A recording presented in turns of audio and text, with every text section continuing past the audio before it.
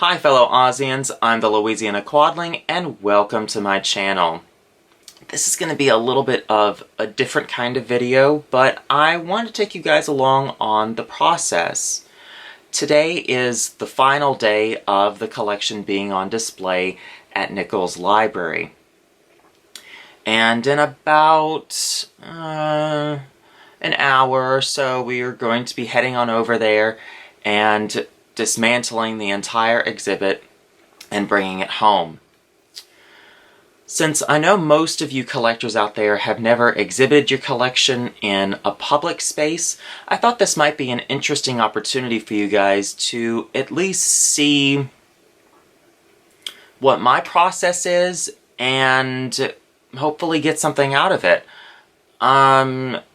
I have no idea how long it's going to take this exhibit down, since this is the largest and craziest one out of all of them that I've done. So I guess we'll both find out. I'm gonna head on downstairs, get some breakfast, and I'll see you guys at the library. And here we are inside the library. I've set the camera up on a tripod, so hopefully you can see some of the room. Don't worry, there are more angles that are coming. If you put up an exhibit yourself, firstly bring help.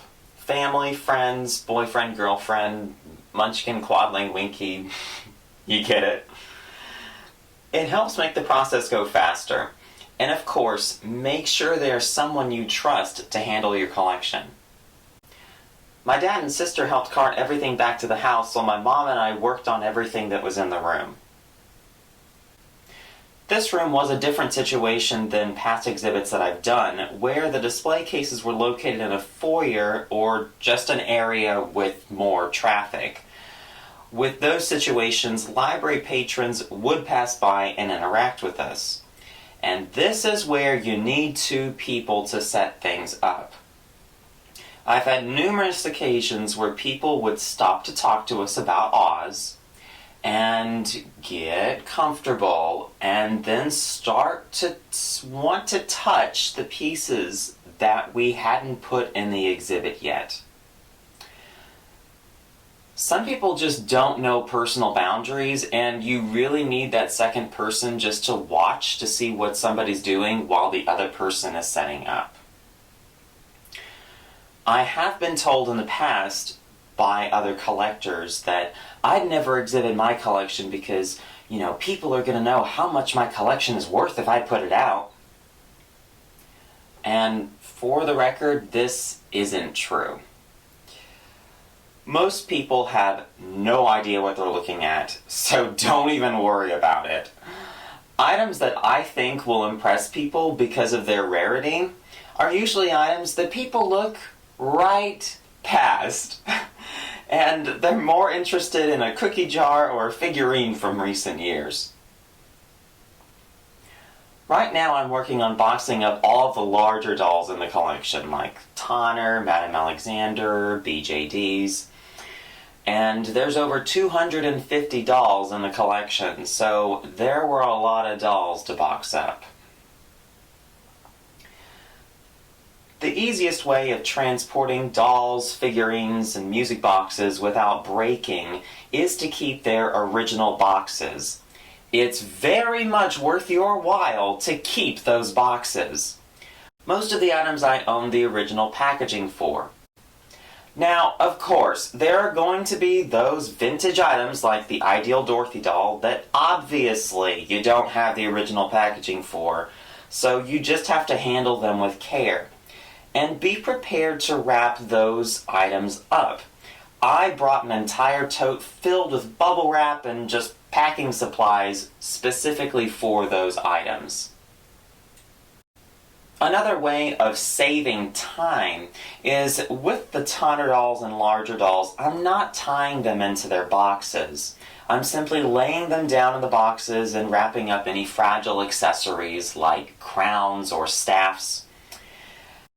Once I get these dolls back to the house, I'll properly tie them back in their boxes, but for right now, this is the fastest way of getting through all of them.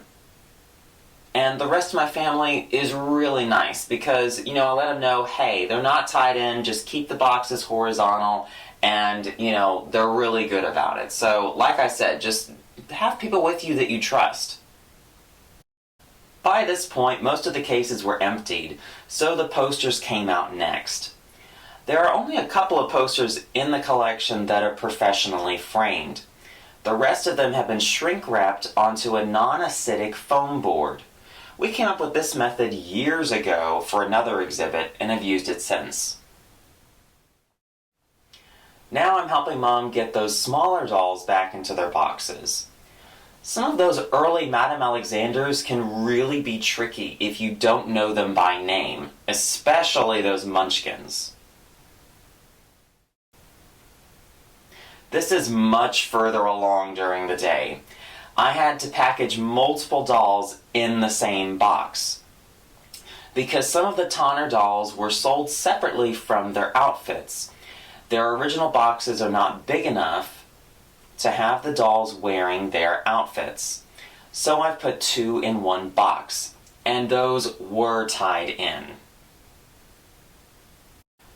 There were multiple items hanging in the exhibit, and this Return to Oz mobile from France was one of them.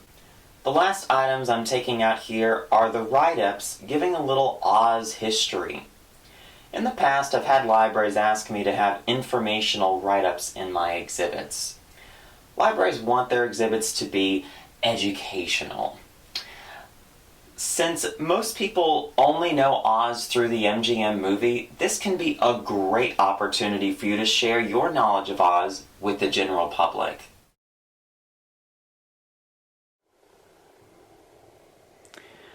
And it's been about 2 weeks since the collection came out of the library, and I can tell you it took over 12 hours to get everything out. Boy, but the aftermath of getting everything, organized back in the house and having the room set up again, and that's been a nightmare.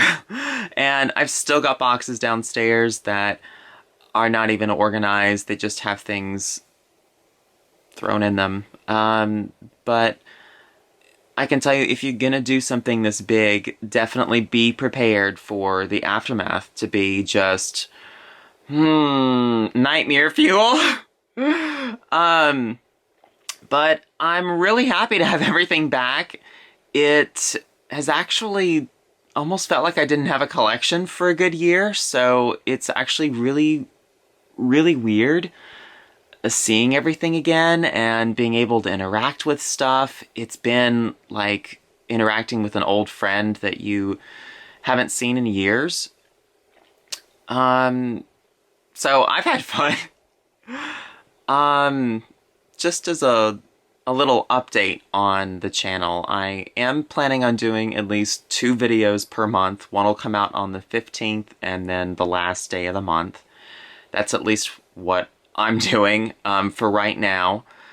So plan on the next video coming out on March 15th. And if you liked that video, please give it a thumbs up, leave a comment down below, and subscribe. And if that doesn't satisfy your appetite for Oz, follow the link in the description down below to ozclub.org and join the International Wizard of Oz Club. Bye, y'all.